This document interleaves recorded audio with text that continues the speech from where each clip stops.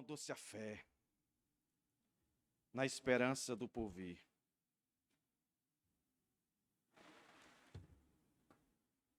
Que bênção, meus irmãos. Mais uma vez estamos aqui para louvar o Senhor, engrandecer o seu nome. Abra sua Bíblia em Lucas, capítulo 23 agora. Nosso primeiro sermão no capítulo 23 de Lucas. Estamos chegando no final, meus irmãos. No finalzinho já de Lucas.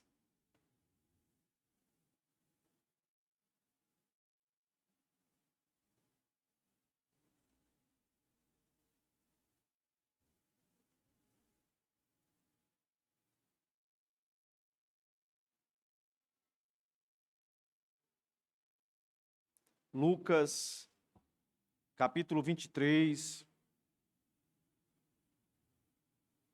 Nós vamos do verso 1 até o verso 25. Abra sua Bíblia aí.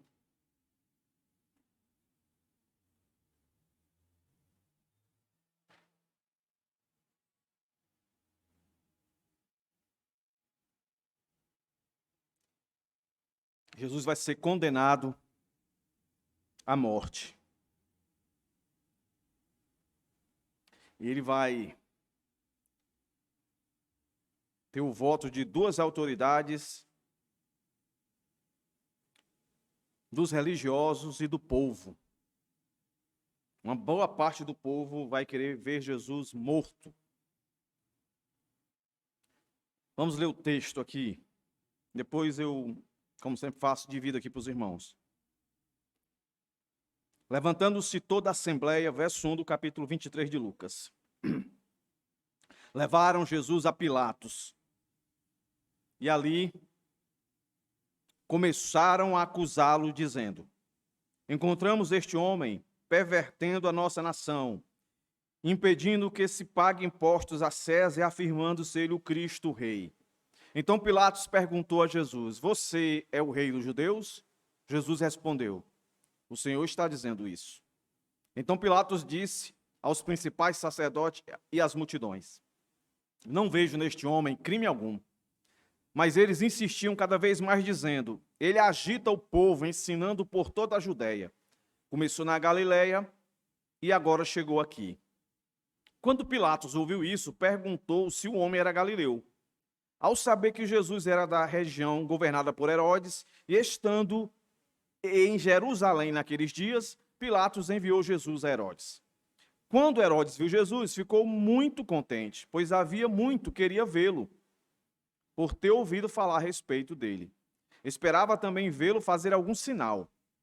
E de muitas maneiras o interrogava, mas Jesus não lhe respondia nada. Os principais sacerdotes e os escribas ali presentes os acusavam com veemência. Mas Herodes, juntamente com os seus soldados, tratou Jesus com desprezo. E para zombar de Jesus, mandou que o vestissem com um manto luxuoso e o devolveu a Pilatos. Naquele mesmo dia, Herodes e Pilatos se reconciliaram, pois antes eram inimigos.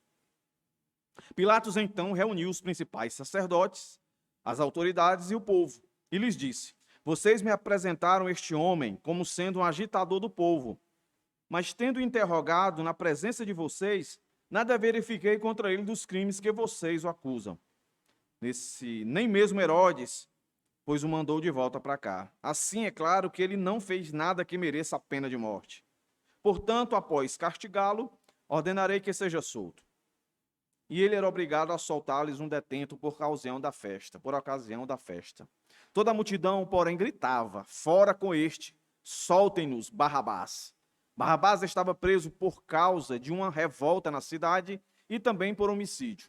Pilatos, querendo soltar Jesus, falou outra vez ao povo. Eles, porém, gritavam mais ainda: crucifica, crucifica-o. Então, pela terceira vez, Pilatos lhes perguntou: que mal fez este? De fato, não achei nada contra ele para condená-lo à morte. Portanto, depois de o castigar, mandarei soltá-lo. Mas eles insistiam com grandes gritos, pedindo que fosse crucificado, e o clamor deles prevaleceu. Então Pilatos decidiu atender-lhes o pedido. Soltou aquele que estava encarcerado por causa da revolta e do homicídio, a quem eles pediam, e quanto a Jesus, entregou-o à vontade deles. Vamos orar mais uma vez.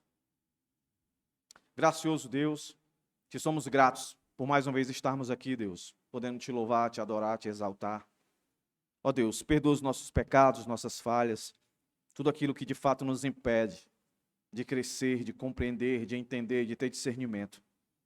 Nós possamos aceitar o teu perdão sobre as nossas vidas, receber o poder do teu perdão sobre nós e assim possamos estar santificados diante da tua presença, com o privilégio de compreender, aprofundar-se na tua palavra nessa noite.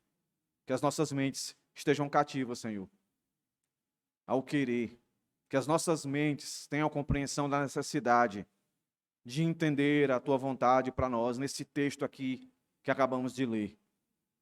Que tenha, Senhor, significado para cada um de nós. Dai-me sabedoria no poder do teu Espírito Santo, para que eu venha falar de forma que todos aqui nesse recinto possam compreender e entender, que possam ser confrontados pela tua palavra, consolados e, acima de tudo, edificados, é que eu te peço, Senhor. Porque, como diz a tua palavra, pela boca de Pedro, para quem nós iremos, se só tu tens as palavras de vida eterna? Que mais uma vez aqui, para nós, as tuas palavras sejam palavras de vida eterna, Pai. Nós te pedimos em nome de Jesus, Pai. Sê conosco nesse momento, que o culto que nós prestamos a ti, de fato seja um culto autêntico, em obediência ao teu querer e à tua vontade, Pai. Em nome de Jesus. Que os nossos corações se encontrem quebrantados e contritos, Senhor.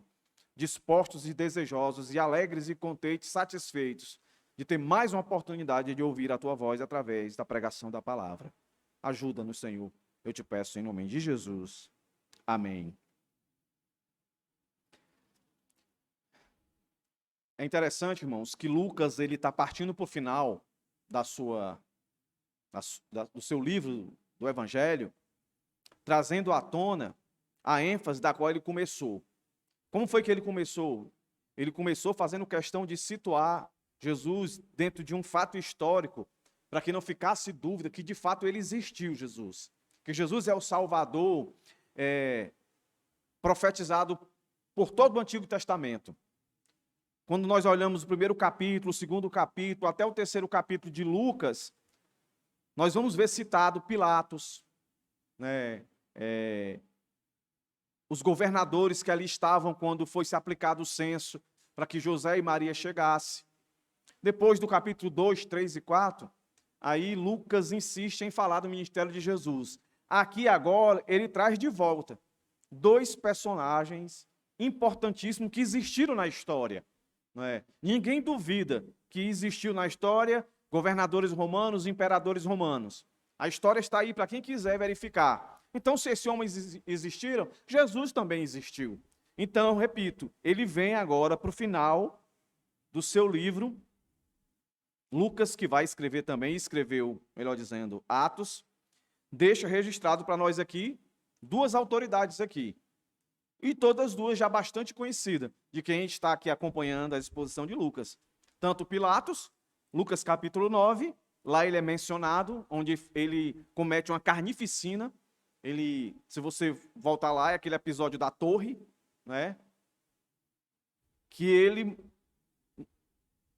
infiltra alguns dos seus espias dentro do templo e massacra muitos judeus, mata muitos judeus. Pilatos. E o outro líder político aqui que se destaca é Herodes. Esse Herodes também é bastante conhecido, o que mandou degolar João Batista. Eles estão aqui. Olha que interessante. Também vai estar aqui os fariseus, os escribas, os saduceus, os religiosos da época e uma boa parte da multidão. Parece que a ideia de Lucas aqui é dizer aquilo que ele retrata com muita veemência em Atos, que quem de fato matou Jesus não foi só Herodes, não foi só Pilatos, não foi só os religiosos, mas foi todo o povo ímpio, todos aqueles que não criam, não creram em Cristo. Então olhe para a sua Bíblia aí e veja que o contexto imediato foi Jesus ter saído, no finalzinho do capítulo 22, daquela reunião no Sinédrio, onde de lá Jesus saiu condenado como blasfemador. Mas eu lembro que eu disse para os irmãos, a condenação de blasfêmia não levaria Jesus à morte. Por que não levaria Jesus à morte? Porque agora o governo não é o governo de Deus, não é como o Antigo Testamento. Se fosse no Antigo Testamento, os religiosos da época aqui teriam essa autoridade para queimar Jesus, para matar Jesus. Mas agora, como eles são subjugados pelo Império Romano, e esses que aqui foi registrado no verso 66 até o 71, eles não morriam de amores por esses que nós vamos começar a falar aqui, que estavam com a liderança do império, como aqueles que tinham autoridade para matar. Mas eles se unem a eles porque eles querem que Jesus morra, simplesmente por isso. Não é porque eles gostavam do Império Romano. Assim como os saduceus se uniram com os fariseus. Os saduceus não gostavam dos fariseus, os fariseus não gostavam dos saduceus, nós vimos isso. Mas se uniram com um propósito, com um fim, de matar Jesus. Agora, saduceus, escribas, fariseus, os anciãos, todos se juntam agora com o Estado para matar Jesus. E aí, o nosso texto começa falando acerca dessas autoridades. Eles precisam do apoio dessa autoridade, para que eles deleguem e autorizem matar Jesus. Mas olha que interessante. Qual é o argumento deles para que Pilatos resolva essa situação? Ou seja, mate Jesus. Resolva o problema deles. Qual era o problema deles? Olha que interessante, né? Para eles era problema, Jesus vivo. Eles não sabiam que o problema para eles era se Jesus ficasse vivo. Se Jesus morresse, na perspectiva correta, seria um grande benefício para eles. Mas eles não entendiam assim. Então eles precisavam argumentar de uma maneira para que ganhasse o apoio das autoridades para que matassem Jesus. O simples fato de dizer, ele é um blasfemador, isso não resolveria. Então eles teriam que criar um argumento para que o governo acreditasse que Jesus merecia a morte. E quais são os argumentos que eles vão inventar? Eles vão acusar Jesus de 3 coisas. Se você olhar para o seu texto aí, ó, vai começar assim, ó. Como é que eu divido o texto, meus irmãos? Verso de 1 a 7, Jesus perante Pilatos. Verso de 8 a 12, Jesus perante Herodes. Verso de 13 a 25, Jesus perante Pilatos novamente, os principais sacerdotes, as autoridades e o povo. O povo vai surgir aí, vai ter voz, vai ter vez o povo aí. Mas todo mundo vai se juntar para dizer que quer Jesus morto. Então vamos aqui para a primeira parte, de 1 a 7. Jesus perante Pilatos. Aí nós vamos ver aqui do verso 1 até o verso 2. Até o verso 2, o argumento dos religiosos para que o Estado entre com a espada, ou seja, mate Jesus, condene Jesus à morte. Eles vão acusar Jesus. Está aí, ó, se você olhar. E ali começaram, verso 2, a acusá-lo dizendo, nós vamos encontrar, primeira acusação, este homem é um pervertedor. Está aí, ó, dizendo, encontramos este homem pervertendo a nossa nação. Pervertendo em que sentido? Aí ele diz, ó, impedindo que se pague impostos a César. Então, primeiro, eles vão acusar Jesus de pervertedor. Meus irmãos, se tinha uma coisa que o Império Romano abominava, era alguém se intrometendo nos negócios do Estado. Alguém querendo modificar a forma de governo, de administração do Império Romano. E aqui eles colocam Jesus como um indivíduo que está se levantando contra o Estado e dizendo que o Estado está roubando a população. O argumento deles é dizer que Jesus está dizendo assim, em outras palavras, vocês estão pagando imposto demais, vocês não devem pagar imposto. Mas só que lembra, no episódio onde eles questionaram Jesus, o que foi que Jesus disse? Jesus colocou o povo contra o Estado. O que foi que Jesus disse, meus irmãos? Dai a César o que é de César e dai a Deus o que é de Deus. Veja que essa sempre foi e sempre será a artimanha de Satanás. É pegar a palavra de Deus e distorcer. Foi assim como caiu lá no jardim. Todos os filhos do diabo vão usar a mesma tática. Aqui eles estão pegando uma informação que o Senhor deu e transformaram ela ao seu desejo para que eles obtivessem o sucesso daquilo que eles queriam realizar. Eles queriam que o Estado olhasse para Jesus e visse ele como exatamente o Estado via quem? Um personagem que aparece aqui, Barrabás. Se você olhar aqui, ó, o texto, quando vai falar de Barrabás, diz que ele era uma pessoa que causava revolta na cidade e também era homicida. Verso 18. Então, eles estão argumentando que Jesus é exatamente da mesma estirpe de Barrabás. Então, a primeira acusação que eles fazem, que eles sabem que blasfêmia não vai resolver o problema deles, é dizer que Jesus é um agitador. Outra palavra que foi dada a Barrabás. E é dada a ele também, um agitador, aquele que causa revolta. A segunda acusação, que aí eles querem de fato, se aqui não pegar, essa aqui vai pegar. Eles vão dizer o seguinte, que ele afirma ser rei. Que ele afirma ser rei. Lembra, no argumento passado, quando eles perguntaram se Jesus era rei, o Messias, Jesus não respondeu, ficou calado, porque na percepção deles, Jesus estava ali para reinar, para tomar o lugar de Pilatos, de Herodes, para reinar. Então eles chegam agora para Pilatos e dizem assim, ó, ele está pervertendo o pessoal, colocando coisa na cabeça das pessoas, para as pessoas se revoltarem contra vocês, e ele está tocando no ponto crucial, na questão das coletas, dos impostos.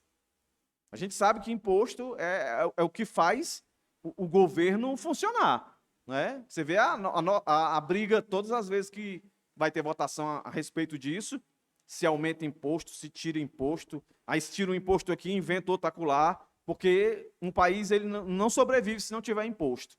Então veja aí. Aí não dado por suficiente isso, ele diz assim, ó, e ele diz para todo mundo que é rei. Ele fala que é rei. Vocês vão deixar, então era outra coisa que governo nenhum, império nenhum aceitava alguém se levantar para dizer que vai reinar. Lembre-se, antes do Império Romano tomar conta de tudo, teve o Império Persa, Assírio, teve um movimento lá dos revolta dos Macabeus, inclusive aqui também tinha, e alguns vão dizer que Barrabás era um desses, né, revoltosos. Então sempre houve a busca por poder, por posição. Nunca na história da humanidade se teve paz eterna. Sempre houve momentos de luta, de atrito. O período que pode dizer que teve um momento de paz foi com o Império Romano, chamada Pax Romana, onde de fato o evangelho ali começou a se expandir, mas depois tudo foi caindo. Esse é o ponto aqui. Então eles olham e acusam Jesus. Ele é pervertedor e ele diz que é rei, que ele tem autoridade. Aí lembra? Jesus, ele liderava algumas pessoas, mas a maior parte das pessoas ridicularizava quem é esse cara. De onde ele veio? É quando dizia assim, ele veio da cidadezinha, tal. Ele é filho de fulano, e tal. A mãe dele é assim, tal. É aquela mulher que ficou aquela história, que apareceu grávida antes de casar com o marido dela, o tal de José. E dizem que ela ficou grávida do Espírito Santo. Tinha todas essas coisas. Então Jesus não era considerado pela maioria das pessoas. Então, pensa aí, eles chegam e dizem isso. Mas o que é mais fantástico é que eles dizem isso de Jesus. Então Jesus está aqui o governador, Pilatos ali, a autoridade, e eles, diante de Jesus, diante de Pilatos, dizem assim, ó, esse cara é um revoltoso, esse cara diz ter toda a autoridade, que é rei. E Pilatos olha para ele e não vê isso, meus irmãos. Olha aí, ó. Então Pilatos, verso 3, perguntou a Jesus. Se ele pergunta, é porque ele está com dúvida. Se ele pergunta, é porque ele não está vendo isso que os religiosos estão dizendo. Ele olha e pergunta: você é rei dos judeus? Jesus, com muita sabedoria, aí repito aquilo que eu disse no sermão passado. Jesus responde simplesmente dizendo: é isso mesmo, você está dizendo, mas não responde como ele queria que eles respondessem. Por que Jesus não responde assim? Porque Jesus sabe que eles não vão acreditar, que eles não vão crer. Jesus sabe também que tudo isso aqui tem que acontecer, ele tem que morrer. Então Jesus não gasta saliva com isso. É aquele argumento que eu disse para os irmãos. Nós temos que ser imitadores de Cristo também. Nesse sentido aqui, Jesus está evangelizando aqui também, meus irmãos. Jesus está falando em silêncio. Então há tempo de se calar. O evangelho não é para todo mundo, a toda hora, a todo minuto, a todo segundo, meus irmãos. As pessoas precisam sim, é urgente. Mas essa urgência não quer dizer que a gente tem que falar toda hora. A urgência não está nisso. A urgência está em você estar preparado. A urgência está para isso. Em você estar preparado quando a oportunidade aparecer. Para você falar ou para você se calar. Né? Para você entender isso de forma ilustrada, o Brasil aqui não é um país de guerra. A gente não tem guerra aqui. A gente não tem guerra aqui. Certo? Mas, nas bases aéreas estratégicas do Brasil, principalmente nas fronteiras, agora nesse momento, em quase todos os momentos, tem, principalmente essa ilustração, eu vou falar da Força Aérea, tem um soldado aviador de prontidão. Para se aparecer uma ameaça nos céus, ele tem que estar pronto para subir. Entrar no avião, subir e fazer o que ele tem que fazer. Qual é a urgência aí? É ele ficar voando, é ele ficar gastando combustível, é ele ficar tenso? Não. É ele estar pronto quando surgir.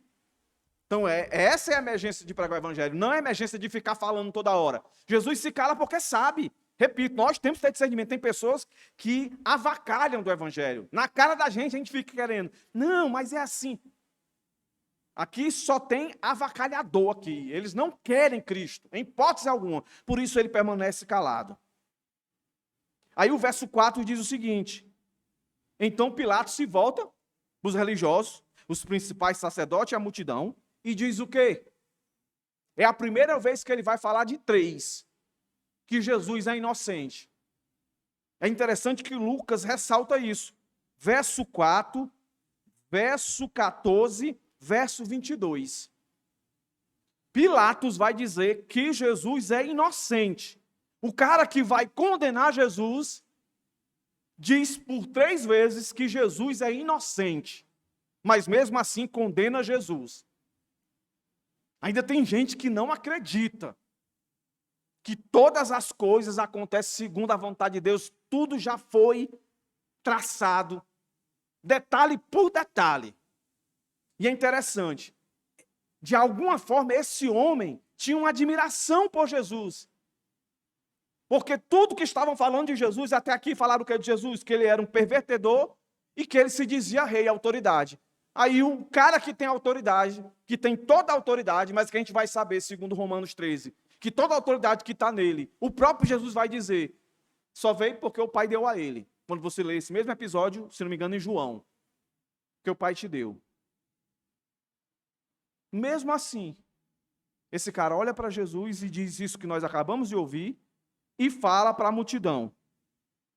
Verso 4, segunda parte. Não vejo neste homem crime algum. O que é que ele está dizendo aqui, irmãos? Eu não vejo nesse homem ele sendo um pervertedor. Não vejo nesse homem um perfil de rei, de autoridade. Ou seja,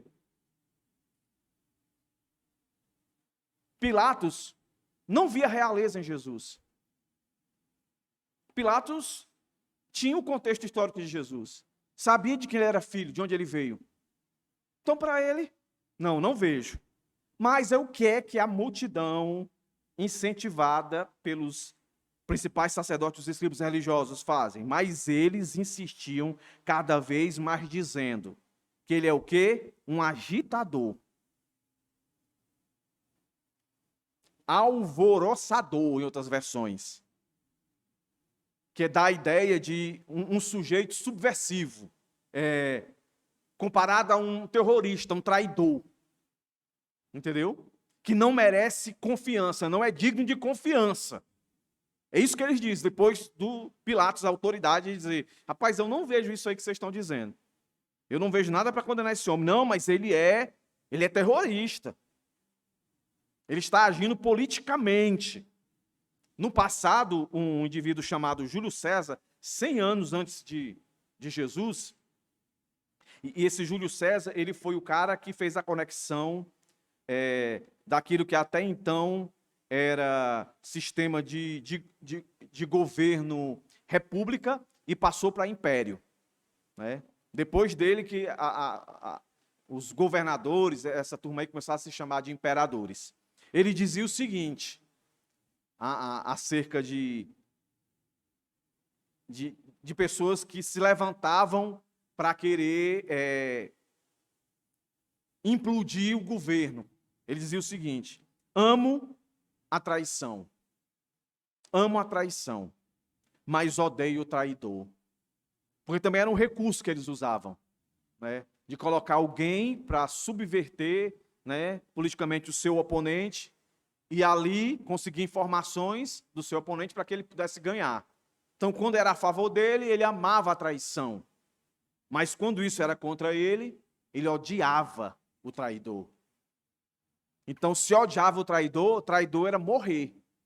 Então, o que os representantes da religião aqui estavam querendo agora, já que eles viram que dizer que ele estava pervertendo as pessoas, chamando as pessoas a não pagarem impostos, e dizendo que era rei não era o suficiente, ele está dizendo, ó, ele é traidor. Ele é traidor. Então, lembre-se, no contexto ouvir essa palavra, ele é um traidor, aquilo já deixava qualquer liderança de qualquer governo de orelha em pé, já com a espada nas mãos para matar. É isso que eles dizem. Mas aí, quando eles falam isso, eles citam a localidade de onde esse pervertedor, esse que se diz rei, vinha, qual era a origem dele. Olha aí, ó.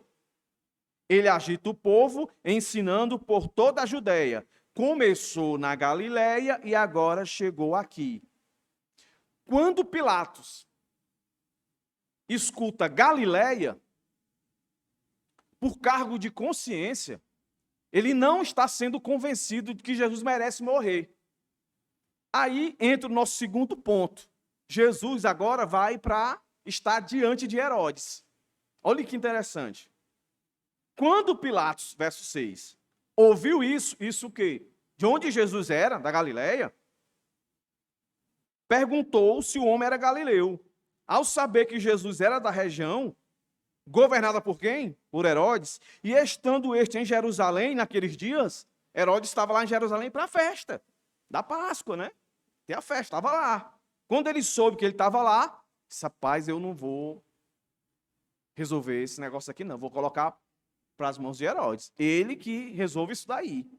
Ele que resolve isso aí. Aí ele vai e manda para Herodes.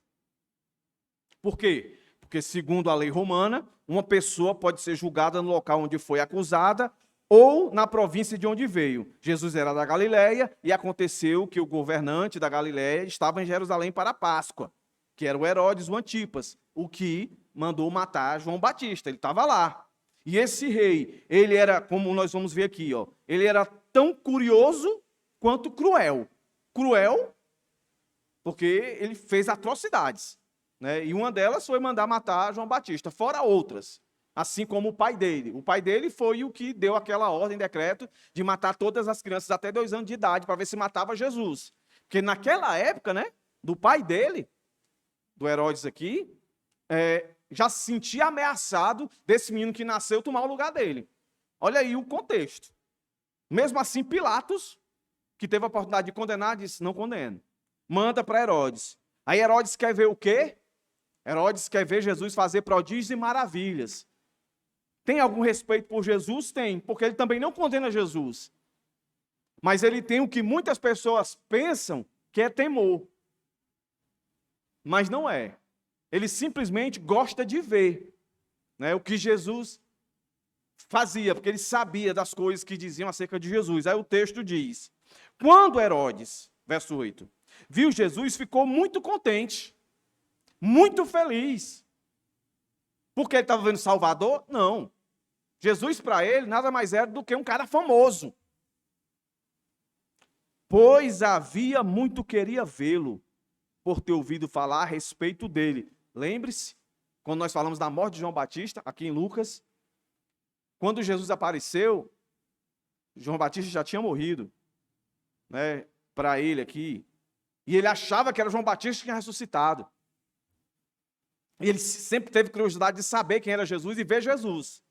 Aí, o texto diz aqui para nós que ele esperava também vê-lo para fazer algum sinal. A alegria, olha aí, irmãos, a alegria de Herodes aqui em ver Jesus, não era para ouvir Jesus, nem era para ver Jesus, de fato. Era para ver o que Jesus poderia fazer. Meus irmãos, está cheio de Herodes dentro das igrejas. Nessa mesma perspectiva. Que vem à igreja não para ouvir Jesus, nem para ver Jesus, mas simplesmente para usufruir daquilo que Jesus faz. Herodes. Olha aí. Mas ele vai interrogar Jesus. E nesse interrogatório que ele faz a Jesus, Jesus fica calado. E nesse silêncio de Jesus, Jesus ganha duas coisas: desprezo e escárnio. É duas coisas que Jesus ganha dele, por ter ficado em silêncio e por não ter feito nada. Olha aí o texto, ó. Finalzinho do verso 8, e esperava também vê-lo fazer algum sinal. E de muitas maneiras o interrogava, mas Jesus não lhe respondia nada. Os principais sacerdotes e os escribas ali presentes os acusavam com veemência. Mas Herodes, juntamente com os seus soldados, tratou Jesus com quê? Com desprezo. E para zombar de Jesus, ou seja, para escarnecer de Jesus, mandou que o vestisse com um manto luxuoso. Então Jesus está lá diante dele, aí eu imagino assim, ele dizendo, rapaz, tanto que eu queria lhe conhecer, tanto que eu queria lhe ver, rapaz. Faça aí alguma coisa para mim ver, de pessoal que você tem poder, que você fez isso. Expulse um demônio aí. Traz uma aleijada aí para ele curar. Sei lá, transforma água em vinho. Faz alguma coisa aí para me ver. E Jesus calado. E começou a interrogar. O texto aqui não diz o que é que ele perguntou, né? Mas talvez, pelo contexto, eu pressuponho que ele deve ter perguntado, tu não é o rei dos judeus, tu não é o Messias, tu não é o prometido, tu não é Deus encarnado, tu não é o Todo-Poderoso e tal. Faz aí alguma coisa aí, faz alguma coisa. Se Jesus quisesse fazer, fazia. O ponto é esse. Vocês acreditam que se Jesus fizesse, esse homem ia crer? Vocês acreditam nisso? Tenho certeza que não. Porque era exatamente o que os fariseus e os escribas ficavam pedindo para que ele fizesse, os saduceus. E Jesus não fazia porque sabia que o milagre que Jesus pudesse fazer ali só ia endurecer mais o coração dele. Milagre nunca salvou ninguém.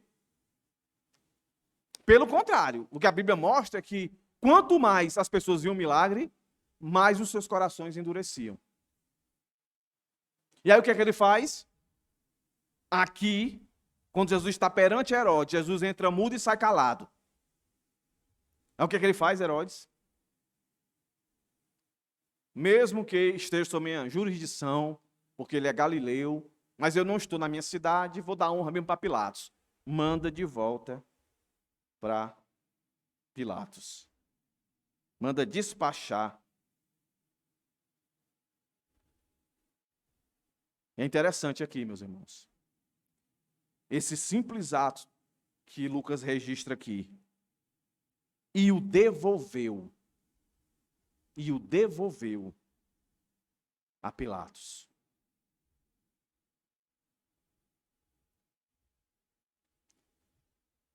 Das duas, uma, meus irmãos. Quando Jesus é apresentado a qualquer indivíduo, das duas, uma. Ou ele recebe, ou ele rejeita. Devolver é rejeitar, não é? Você dá um presente à pessoa, a pessoa devolve para você, o que é que você está fazendo? Você está rejeitando. Então ninguém, no grande tribunal, ninguém vai ter a justificativa de dizer assim, mas não me apresentaram ele. Não me entregaram ele. Jesus vai dizer, sim. Quando fulano falou sobre mim, quando você frequentou a igreja tal, ali eu estava sendo entregue a você. Ou você me recebia como Senhor e Salvador, ou você me devolvia. E esse devolver aí é devolver para a morte de Cristo, para a sua morte definitiva. Porque Pilatos e Herodes, nenhum deles foram salvos, porque tiveram a oportunidade de estar com Jesus e o renegaram. Aí o texto continua, diz que vai para Pilatos. Aí ele dá uma informação aqui interessante. Ele diz que até então Pilatos e Herodes eram inimigos. Tiveram algumas rixas aí, e até então estavam em pé de guerra. Mas se juntaram, assim como os fariseus e saduceus, por um propósito único, de ver Jesus morrer. Agora os dois aqui se colocam na condição de covardes. Eles não tiveram a coragem de condenar Jesus, porque eles estavam vendo, já percebiam a grande influência dos religiosos da época com boa parte da população. E se tinha uma coisa que dava pânico aos governadores romanos, era a revolta da população. Então, para apaziguar isso, é que Pilatos vai fazer o que fez. E aí, essa é a decisão que ele vai tomar. Mas antes que ele tome isso, nós vamos ver mais alguns passos aqui. Mais duas observações de que Jesus era inocente por Pilatos. Agora, verso 13 até o 25. Jesus perante Pilatos, os principais sacerdotes e as autoridades e o povo. O povo aparece aqui agora. Ninguém está inocente aqui. E aí o texto prossegue e diz: Pilatos, então, reuniu os principais sacerdotes, as autoridades e o povo. Parece aqui que Pilatos está querendo, ele está vendo alguma possibilidade do povo fazer coro com ele e constranger os religiosos. Talvez ele estava contando que o povo ficasse do lado dele e dissesse, não, eu concordo com Pilatos. Ele não tem motivo, não tem nada que diga que ele mereça ser morto.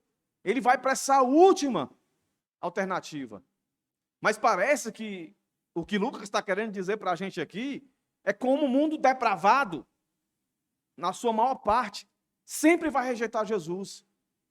E toda essa multidão que está aqui, povo, autoridades, principais sacerdotes, todo esse pessoal aí, meus irmãos, todos eles viram coisas que eu e você nunca veremos. Esses caras viram.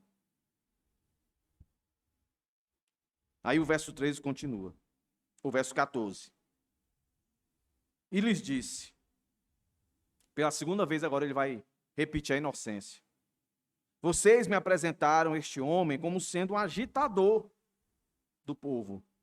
Mas tendo interrogado na presença de vocês, nada verifiquei contra ele dos crimes que vocês o acusaram. Qual foram os crimes que eles acusaram? Que Jesus era um pervertedor, que Jesus era rei, dizia que era rei, e que Jesus era um agitador, um traidor. Eu não vi isso. Aí ele vai e ainda coloca Herodes. Nem mesmo Herodes pois mandou de volta para cá. Então ele vai e argumenta assim, né? Olha, eu não vi, diante de vocês, eu não vi isso que vocês estão dizendo. E Herodes também concorda comigo, porque eu mandei para Herodes e Herodes mandou de volta. Isso quer dizer que ele concordou comigo. Que esse homem aqui não tem nada que desabone ele. Que ele seja merecedor de morrer.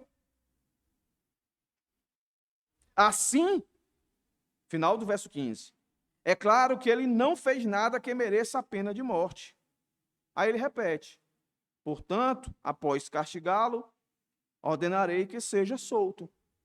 Vou mandar castigar, né, para também não ficar assim, e vou soltar. E nesse período, havia, né, no período de festa, uma oportunidade para o povo escolher para se soltar algum bandido. E é eis que surge, né, o indivíduo chamado Barrabás. Aqui Lucas não entra por menor, mas se você ler João capítulo 18, lá vai ter mais detalhado. Quando o rei faz menção de que Jesus seria beneficiado nessa soltura, aí o verso 18, o verso 17, ou o verso 18, melhor dizendo, a turma fica indignada. Toda a multidão, porém, gritava. Gritava. Gritava o quê? Está aí, ó. O que é que eles diziam? Toda a multidão gritava. Fora, fora com ele, tira ele daqui. Não queremos conversa com ele. E soltem a quem? Barrabás. Quem era Barrabás? Verso 19 explica. Era o cara que exatamente tinha sobre ele todas as acusações que os religiosos estavam dando para Jesus. Barrabás, sim, era o agitador. Barrabás, sim, era o traidor. Barrabás, sim, era aquele que estava subvertendo o povo contra o governo. Era esse cara. Olha que interessante. Era esse cara. Mas a multidão, o povo que estava ali, ao olhar, preferiram soltar o culpado em vez do inocente. De soltar um injusto em vez do justo. E o verso 21 diz: eles, porém, gritavam mais ainda: crucifica-o, crucifica-o. Meus irmãos, tudo isso aqui que está acontecendo é cumprimento do que foi profetizado acerca de Jesus. E o motivo de tudo isso aqui nada mais é do que alguém tendo que pagar pelos pecados de muitos. O justo, como diz Isaías, sendo injustiçado. Jesus calado aqui ouvindo. A multidão que certamente teve o benefício de ser alimentada pelo milagre que ele fez, de ter tido algum parente sendo liberto de alguma doença, sendo curado, liberto de alguma doença maligna, né? De alguma possessão maligna, de alguma enfermidade, estavam ali com sangue nos olhos, com a espada na boca, gritando, querendo ver Jesus não só preso, mas crucificado. Que era a morte mais cruel, a morte mais desumana, a morte mais vergonhosa para qualquer ser humano, né? Um pai, uma mãe ou um filho jamais queria ver um pai sendo condenado à crucificação, queimado na forca, mas crucificação não. Era o pior tipo de morte, a que deixava a imagem daquele que ali estava como assim, a escória da escória. Era isso que esse pessoal queria, não era só uma morte qualquer, era uma morte que causasse profunda desonra. Aí está ali um cara que merecia isso, o Barrabás, E a turma diz, fora, tira ele daqui, nós queremos Barrabás. E o texto diz para a gente, que Barrabás estava preso, verso 19, por causa de uma revolta na cidade e também por homicídio. Pilatos, querendo soltar Jesus, falou outra vez ao povo, e eles, porém, gritavam mais ainda, crucificam, crucificam. Então, pela terceira vez, Pilatos lhe perguntou, que mal fez este homem? Pilatos aqui parecia o advogado de Jesus, né? Eu não vejo crime nesse homem. Eu vou soltar. Eu não vejo crime nesse homem. Eu vou dar uma surra nele, mas depois eu vou soltar. Eu vou aproveitar a oportunidade na festa para soltar um e vai ser ele. Não, não, não, não, não, não. Aí, depois de tudo, ele ainda vai e diz essa. Então, pela terceira vez, perguntou, que mal fez este homem? De fato, não achei nada contra ele para condená-lo à morte. Olha que interessante, Lucas, isso aqui é um fato histórico. Lucas não coloca aqui alguém que cria em Cristo como Senhor e Salvador, para testificar a inocência dele. Aqui quem está falando isso não é Pedro, aqui quem está falando isso não é Paulo, não é Tiago, não é nenhum dos discípulos de Jesus que andava com Jesus, que alguém podia dizer. Não está dizendo porque é dele, faz parte do time dele. Quem está dizendo por 3 vezes aqui, e com muita ênfase, é Pilatos, o que vai delegar a morte de Jesus. Olha que coisa fantástica. Pilatos está dizendo, reafirmando, ele é inocente. Que mal fez este homem? Aí o verso 23 mostra a depravação. O homem depravado, a humanidade aqui representada,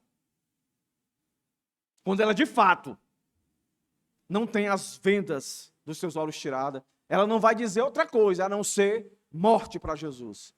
O máximo que eu posso querer dele é algum benefício que ele possa me proporcionar, mas eu sendo o Senhor dele, eu dizendo, faça isso. Eu quero essa cura, eu quero isso aqui, eu quero aquilo acolá, tem que ser do jeito que eu quero. Na verdade, eu sou o Senhor, você é o meu servo. Aí, verso 23. Mas eles insistiam com grandes gritos, pedindo que fosse crucificado, e o clamor deles prevaleceu. Aí mostra a covardia de Pilatos aqui. Quando ele vê a multidão enfurecida, ele diz, não, eu tenho que fazer o que esse pessoal quer, senão eu vou me prejudicar. Está vendo? Ele consentia que Jesus era inocente. Ele não desdenhou de Jesus como Herodes desdenhou. Mas ele não ficou do lado de Jesus.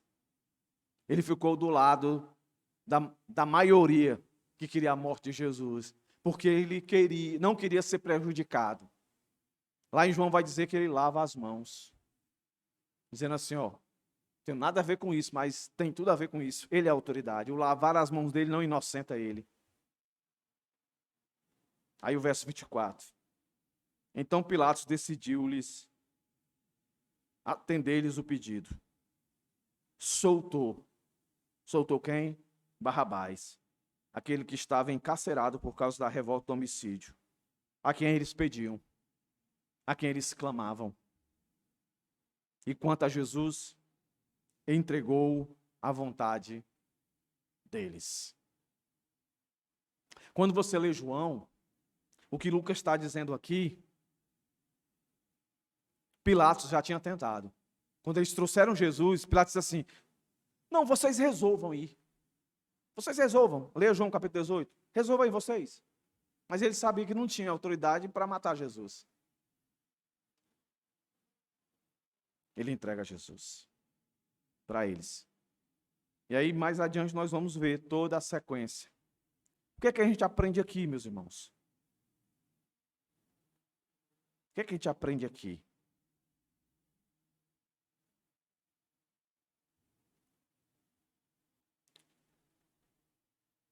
Vê se vocês conseguem compreender aqui. Há uma troca aqui. Há uma troca do justo pelo injusto. Não é não? O texto termina dizendo, verso 25, que um foi solto e o outro, de fato, foi preso e condenado. estavam dois para serem escolhidos. Um recebeu, eu vou usar a mesma palavra que nós usamos para dizer que as nossas vidas pertencem ao Senhor. Salvação. Um foi salvo, o outro foi condenado. Quem foi salvo? Aqui no nosso texto, Barrabás. Quem foi condenado? Jesus.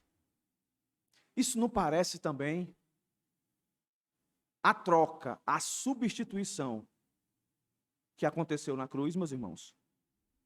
Quem é que era para estar na cruz? Era eu. Era você. Por quais pecados? Por quais pecados? Todos os possíveis. Por assassinato. Quem aqui nunca odiou o irmão? E muitos que de fato mataram. E Jesus salvou essa pessoa. Bandidos mesmo. Mas eu não vou nem me ater na prática, eu vou me ater no pecado que não virou prática, mas que as Sagradas Escrituras diz que para eu adulterar, eu não preciso ir para a cama com uma mulher, eu só preciso desejar essa mulher. Quem aqui nunca fez isso?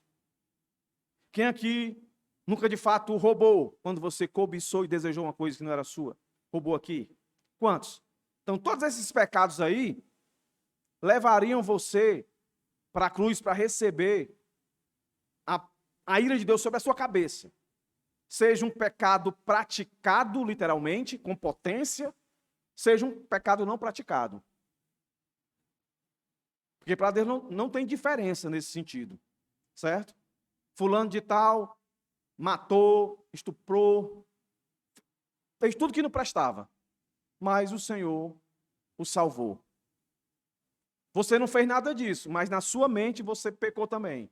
Se o Senhor não tivesse te alcançado, na hora do grande dia, a ira de Deus virá sobre a sua cabeça. Então não parece? A cruz é uma substituição. Quando você olha para a cruz, era para estar você, mas quem está lá é Jesus. Tente imaginar a alegria de Barrabás. Barrabás está lá, talvez achando, eu vou morrer. Aí quando chega a notícia para ele, que tem uma multidão gritando, solta ele, nós queremos Barrabás, e mata Jesus. Pensa aí na alegria desse homem. Porque o texto vai dizer que ele foi solto, ele saiu livre, com liberdade total de viver a vida dele. Olha, se isso não tem conexão. O que aconteceu aqui, de forma pontual, no tempo e no espaço, já era uma ilustração vivida daquilo que ia acontecer de forma universal, de uma vez por todas, por todos aqueles por qual o Senhor morreu na cruz. Por todos aqueles que o Senhor tomou o lugar. Nós éramos Barrabás. O que nós merecíamos, meus irmãos, era a morte cruel. Só que aqui o Barrabás, se ele não tivesse sido inocentado, ele ia receber a ira dos homens. Isso aqui aponta para uma substituição infinitamente, incalculavelmente superior. A substituição nossa na cruz por Cristo nos livrou da ira do Deus Todo-Poderoso, que não ia só acabar com a vida da gente, como que esses aqui fizeram com Jesus, acabaram com a vida de Jesus. Poderiam ter acabado com a vida de Barrabás, mas com a alma não. A alma é do Senhor, Deus. Então, quando você olha para esse texto aqui, lembre-se. Quem você seria nesse texto aqui? Talvez você fosse, ou você está sendo, Pilatos. Cheio de intenções boas, em favor de Cristo, do Evangelho. Mas, na realidade, você só pensa em si. Talvez você se veja aqui como Herodes. O cara que parecia se alegrar com a presença de Deus. Mas, no fundo, ele queria zombar de Deus. E como é que ele zombava de Deus? milagre, milagre, faça milagre. Tu não é rei? Dá uma roupa para ele de rei aí. Sabe aquela, não sei se você já enfrentou isso, alguém brinca com você, mas é uma brincadeira que quer ofender você. Já aconteceu isso com você? Já aconteceu? Já aconteceu comigo. Alguém brincar com você, eu paro assim, não. Esse cara está tirando onda comigo. Era isso que Herodes fazia, e tem muito crente que faz isso. Ele diz que ama ao Senhor, ama estar na presença, mas ele está zombando, ridicularizando. Talvez você seja a multidão. A multidão que fica corajosa em dizer, vem Jesus, faz isso daqui, depois diz, crucifica. Depois diz coisas no impulso da multidão. Agora, o que você deveria, e todos vocês que estão aqui, é se reconhecer que um dia foram como Barrabás. Totalmente depravados e totalmente merecedores da morte eterna. Mas Jesus veio ao mundo para substituir a sua vida de injustiça por uma vida de justiça. Por uma vida de depravação por uma vida de santificação. Então, meus irmãos, que a morte de Cristo Jesus seja sempre lembrada por todos vocês como maior bênção adquirida. Aqui parece que é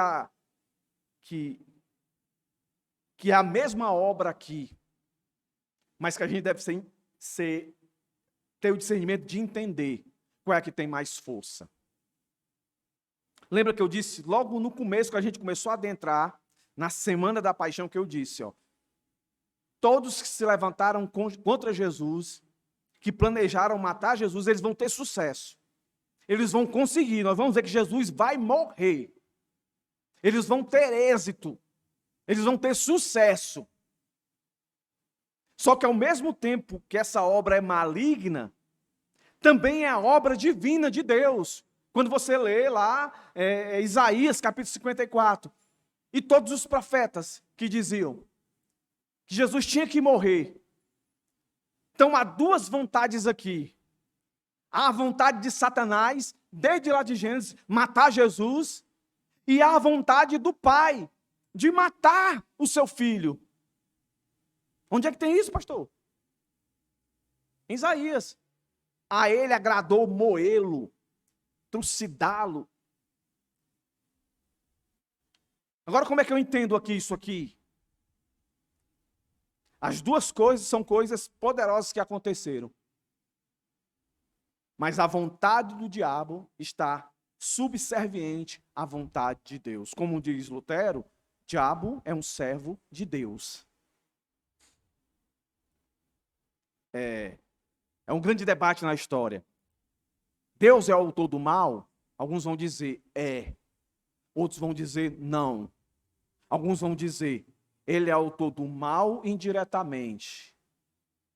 Quem é diretamente é Satanás. A Bíblia não explica, não diz exatamente, mas o que a Bíblia deixa bem claro é que Deus é soberano e que todas essas coisas que estão aqui registradas, que nós lemos hoje, aconteceu segundo a vontade de Deus, e Lucas deixa isso claro, não aqui em Lucas, mas em Atos. Abre lá, Atos.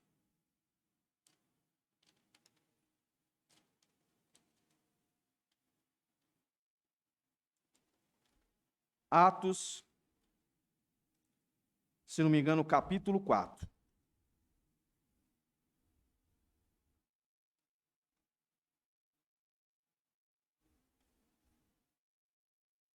Alguém me ajuda aí, que eu estou de Bíblia nova. Aí a minha antiga está em casa, está marcadinha. Capítulo 4. É isso? Que é decreto do Senhor. 4:28? Pronto. Obrigado, irmão. Vou marcar aqui agora.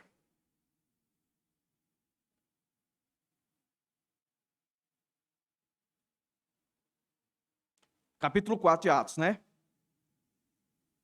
Certo. Não ia achar nunca, eu estava em João. Então vamos lá, o que é que diz aí, irmãos? Ó.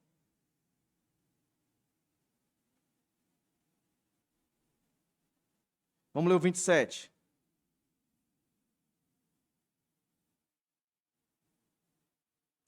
Porque de fato, 4:27. Porque de fato, nesta cidade, Herodes e Pôncio Pilatos, está vendo aí?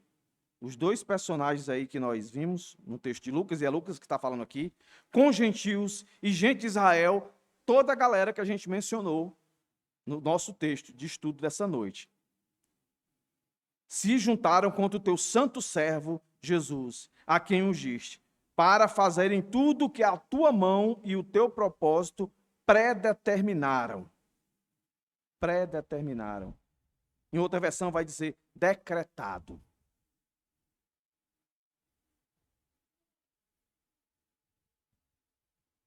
Então tá aí, meus irmãos. Isso tinha que acontecer. Mas o ponto é esse.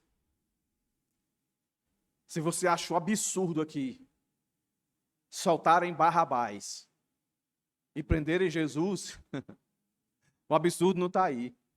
O absurdo dos absurdos é Jesus ter morrido na cruz por milhares, centenas de milhares de Barrabás que não mereciam. Eram ímpios, injustos, homicidas. E o Senhor morreu por todos eles. Morreu por mim e por você. Esse foi o plano maior.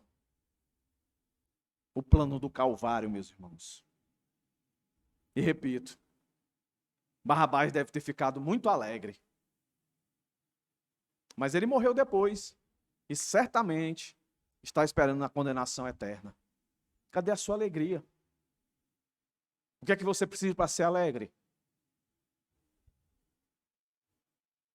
Ter a consciência desse fato maravilhoso. Essa substituição maravilhosa de Cristo na cruz. Quem devia estar lá era eu, era você. E não Jesus. E se nós estivéssemos, e muitos vão estar lá, não será um rei humano que vai dar o veredito final, mas o Deus Todo-Poderoso. Ele vai mostrar todo o seu amor em fazer justiça com aqueles que abandonaram, renegaram, zombaram do seu Filho. Que Deus tenha misericórdia de nós, meus irmãos. Que Deus nos ajude. Vamos orar. Senhor, muito obrigado por essa noite. Muito obrigado pela oportunidade que tivemos de cantar, de louvar o teu nome.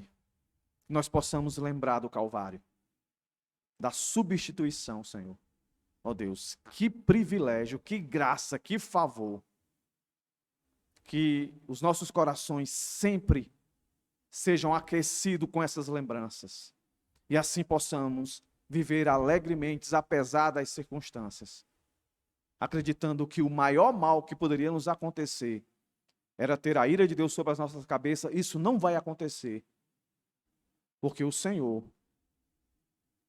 levou-a na cruz por cada um daqueles que Ele salvou. Em nome de Jesus, nós te agradecemos. Amém.